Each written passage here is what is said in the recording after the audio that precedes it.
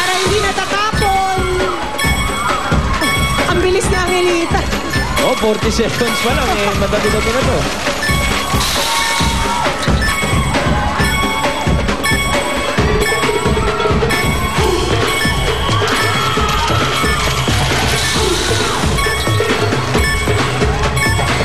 Maganda ang pagkakasapo ng barya eh.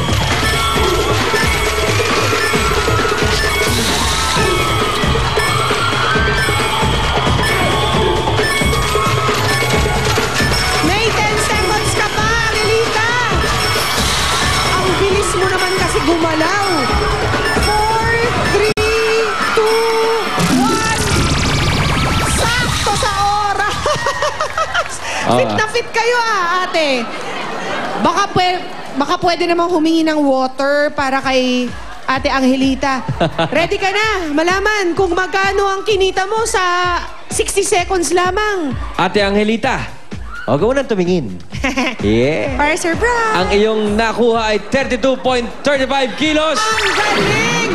32,350 pesos po ang maiuwi nyo. Ano po yan? Katumbas ng 92 days ng paglalaba. Imagine, nakuha nyo sa isang minuto lamang. Ito na po, 32,350 pesos, Ate Angelita. Maraming salamat po sa Itbulaga. Nagpapasalamat po ako sa mga natutulungan nilang mga taong mahirap.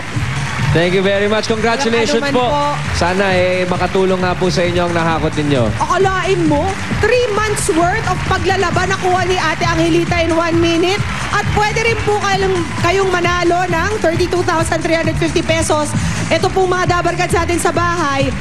Dadagdagan pa namin yan mamaya ng iba pang sorpresa, kaya abangan nyo po mamaya ang kailangan ninyong gawin. Huwag po kayong alis dahil magbabalik pa ang...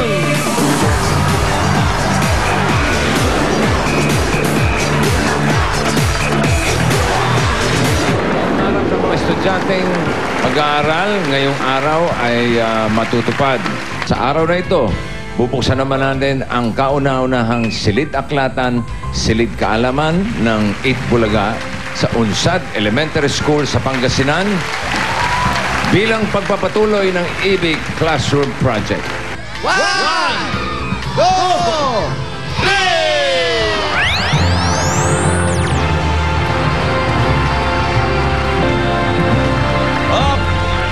Ayan na.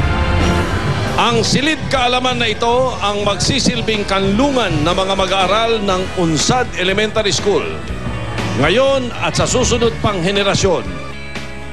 Ang libro ngayon na inilalagay dito pagbukas pa lang mahigit 2,000. 2,000 o more than 2,000. Ito yung tinatawag nating reading corner. I-encourage natin sa mga bata na pagpupunta sila rito, magbabasa sila rito, dapat dito naguhubad ng sapatos at maghuhubad ng tsinelas. Para makompleto ito, lalagyan din natin to ng mga moderno. Ay, nako. May television, Audio-visual, kompleto. Ito ay patunay ng dedikasyon ng Itbulaga sa pagsulong sa edukasyon at pagsuporta sa mga batang mag-aaral na nagsisikap maabot ang kanilang mga pangarap. Meron pang iba pang regalo sa lahat ng mga estudyante ng Unsad Elementary School. Meron kaming dala mga school supplies para sa lahat ng grade levels.